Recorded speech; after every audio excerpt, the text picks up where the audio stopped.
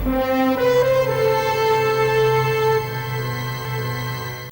સરકારના સૂચના અને પ્રસારણ મંત્રાલય ક્ષેત્રીય પ્રચાર કાર્યાલય ભાવનગર દ્વારા હાથબ ગામ ખાતે એક વિશેષ જનસંપર્ક કાર્યક્રમનું આયોજન કરવામાં આવેલું, જેમાં સાંસદ ડોક્ટર ભારતીબેન શિયાળ તેમજ ગુજરાત પ્રદેશ નિદેશક ગૌતમ મનીષની ખાસ ઉપસ્થિતિ રહી હતી.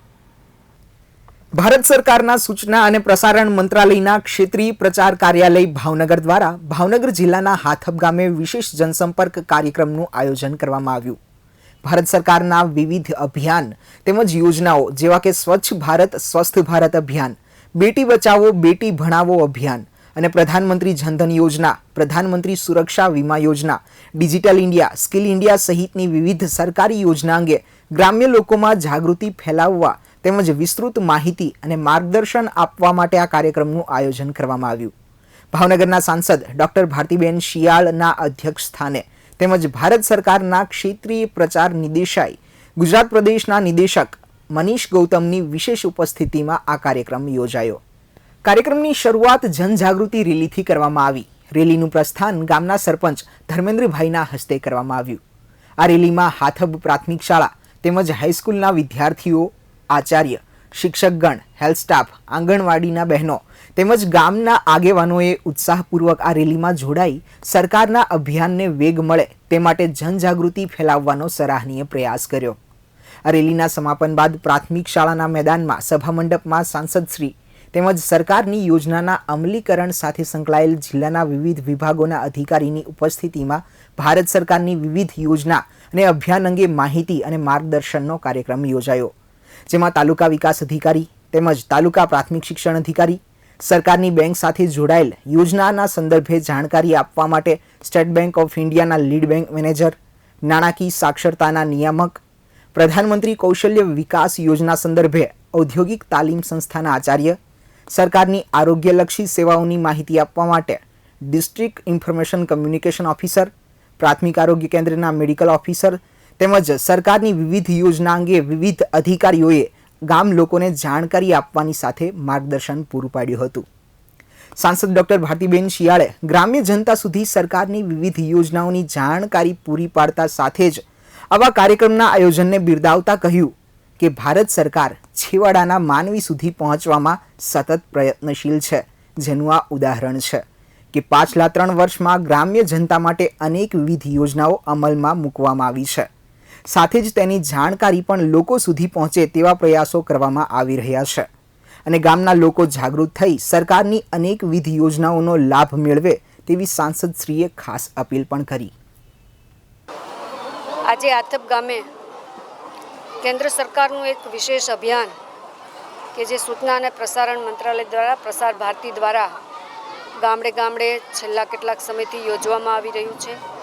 આ વિશેષ જનસંપર્ક અભિયાનનો હેતુ એ છે કે છેલ્લા 3 વર્ષથી કેન્દ્ર સરકાર માનનીય નરેન્દ્રભાઈ મોદીના વડપણ હેઠળ જે કામ કરી રહી છે, જે ખરેખર છેવાડાના માણસ માટે કામ કરી રહી છે, ગરીબ, દલિત, વંચિત, શોષિત, પીડિત, મહિલા, બાળકો, વડીલો બધા જ માટે છેલ્લા 3 વર્ષથી જે કેન્દ્રની સરકાર અને રાજ્યની સરકાર કામ કરી રહી છે એ કદાચ માહિતીના અભાવે લોકો સુધી પૂરી પહોંચે નહીં અને લોકો એનો લાભ ન લઈ શકે, તો એટલા માટે થઈને છેક છેવાડાના માણસ સુધી, છેક છેવાડાનું યુનિટ જે ગામડું છે ત્યાં સુધી આખું આ અભિયાન લઈ જઈને કેન્દ્ર સરકારની યોજનાઓ એ લોકો સુધી પહોંચે, મહત્તમ લોકો આ યોજનાઓનો લાભ લઈ શકે જે ખરેખર એના માટે બનેલી છે. અને છેલ્લા 3 વર્ષથી દેશના એક નાગરિકને જે અનુભૂતિ થઈ રહી છે કે આ સરકાર ખરેખર લોકો માટે કામ કરી રહી છે, એ અનુભૂતિ વિશેષ લોકોમાં પ્રચાર અને એનો પ્રસાર થાય, સરકારની યોજનાઓનો વિશેષ પ્રચાર અને પ્રસાર થાય, આ યોજનાઓનો લાભ લોકો બહોળા પ્રમાણમાં લઈ શકે એટલા માટે થઈ એક આ વિશેષ જનસંપર્ક અભિયાનનું આયોજન આજે હાથબ ગામે થયું છે. છેલ્લા 9 દિવસથી આ અભિયાન આ વિસ્તારમાં ચાલી રહ્યું છે. આજુબાજુના ઘણા બધા ગામોમાં પણ છેલ્લા 9 દિવસથી આ જનસંપર્ક અભિયાન ચાલી રહ્યું છે. હાથબ ખાતે યોજાયેલ વિશેષ જનસંપર્ક કાર્યક્રમમાં ક્ષેત્રીય પ્રચાર નિદેશાલયના ગુજરાત પ્રદેશના નિદેશક મનીષ ગૌતમે ભારત સરકારના પાછલા 3 વર્ષમાં અમલમાં આવેલ વિવિધ યોજનાઓ સંદર્ભે દેશભરમાં યોજાતા પ્રચાર પ્રસાર કાર્યક્રમોની માહિતી પૂરી પાડી હતી. સાથે જ આવા કાર્યક્રમો થકી દેશની જનતા સરકારની યોજનાઓ વિશે માહિતગાર થઈ જાણકારી પ્રાપ્ત કરી અનેક યોજનાઓનો લાભ લઈ શકે છે, જે આ કાર્યક્રમની સિદ્ધિ અને સફળતા છે તેમ જણાવ્યું હતું. तो ऐसी अनेक योजनाएं आप रोज समाचार पत्रों में, टेलीविजन चैनल्स में देखते होंगे. प्रधानमंत्री आवास योजना, बेटी बचाओ बेटी पढ़ाओ, सभी वर्गों को छूती हुई अनेक ऐसी योजनाएं भारत सरकार की संचालित हैं, जिससे हम सभी कहीं ना कहीं से प्रत्यक्ष या अप्रत्यक्ष रूप से प्रभावित होते हैं. इन सभी योजनाओं की विधिवत जानकारी हो, आप सभी लोगों को किस प्रकार से इन योजनाओं का लाभ मिल सके, इसका भी प्रयास भारत सरकार ने किया है. और उसी के तहत सूचना और प्रसारण मंत्रालय ने यह व्यवस्था दी है कि आपके बीच में पहुंचकर, आपके गांव में पहुंचकर किस तरीके से आपको इन योजनाओं का लाभ मिल सके, इसके बारे में विशेषज्ञों को बुलाया जाए और वो विशेषज्ञ जो हैं वो उस योजना की गहराई से जानकारी दे सकें. तो आज पूरा दिन जो हम सब का प्रयास हो यह है कि भारत सरकार के 3 वर्ष पूरे होने पर, वर्तमान सरकार के 3 वर्ष पूरे होने पर सभी योजनाओं की गहराई से यहाँ पर जानकारी दी जाए. इस कारण से हम सभी यहाँ पर इकट्ठे हैं.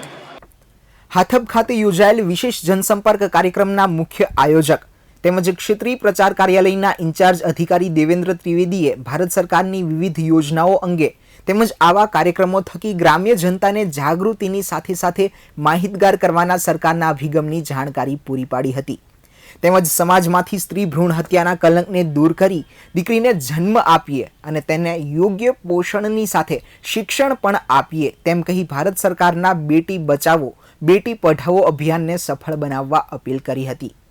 સાથે જ સ્વચ્છતાને સંદર્ભે સ્વયં શિસ્ત સાથે સ્વજાગૃતિ લાવી સ્વચ્છ ભારત અભિયાનને વેગવંતુ બનાવવા અનુરોધ કર્યો હતો.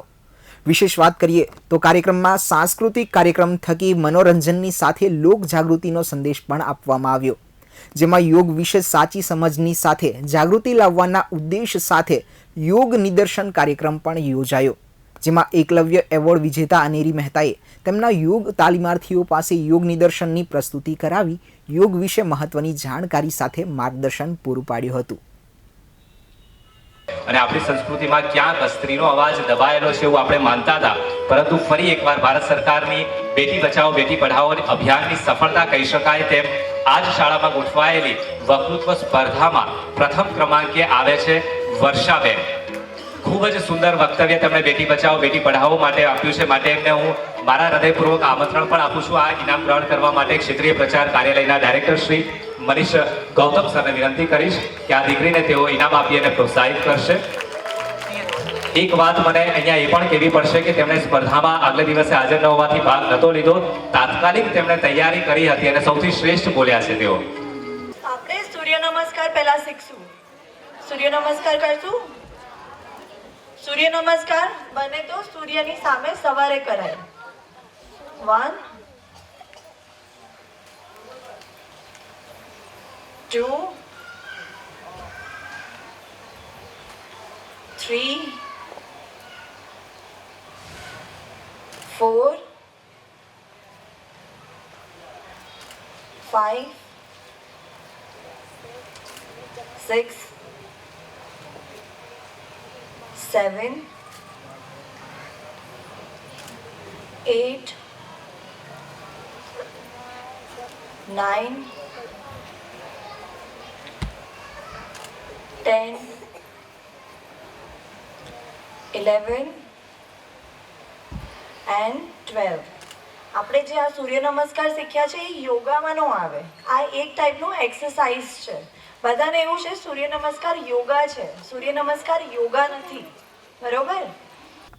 વિશેષ જનસંપર્ક કાર્યક્રમમાં ભાવનગરના આરોગ્ય વિભાગ, ઔદ્યોગિક તાલીમ સંસ્થા, સ્ટેટ બેંક ઓફ ઇન્ડિયા તેમજ સંકલિત બાળ વિકાસ કેન્દ્ર દ્વારા પ્રદર્શન નિદર્શન સ્ટોલ્સનું પણ આયોજન કરવામાં આવ્યું. મેડિકલ કેમ્પ તેમજ પૌષ્ટિક વાનગી નિદર્શનનું પણ આયોજન કરાયું, જેનો મોટી સંખ્યામાં ગ્રામ્ય લોકોએ લાભ લીધો હતો. અને બાળકોમાં ઉત્સાહ વધે તેમજ જાગૃતિ આવે તે માટે વિશેષ જનસંપર્ક કાર્યક્રમના ભાગરૂપે ભૂંભલી, ખડસલિયા તેમજ હાથબ ગામમાં ચિત્ર સ્પર્ધા, નિબંધ સ્પર્ધા, વક્તૃત્વ સ્પર્ધા, પ્રશ્નોત્તરી સ્પર્ધા જેવી વિવિધ સ્પર્ધાનું આયોજન કરવામાં આવ્યું હતું. જેમાં વિજેતા થયેલ વિજેતાઓને સાંસદશ્રીના હસ્તે ક્ષેત્રીય પ્રચાર કાર્યાલય દ્વારા પુરસ્કાર આપી પ્રોત્સાહિત કરાયા હતા. હાથપ પ્રાથમિક શાળાના શિક્ષક મિતુલભાઈએ સમગ્ર કાર્યક્રમનું સુંદર સંચાલન કર્યું હતું. આ વિશેષ જનસંપર્ક કાર્યક્રમનો મોટી સંખ્યામાં ગ્રામ્ય લોકોએ લાભ લીધો, જેનાથી આ સમગ્ર કાર્યક્રમનો હેતુ એ સાર્થક થયો છે.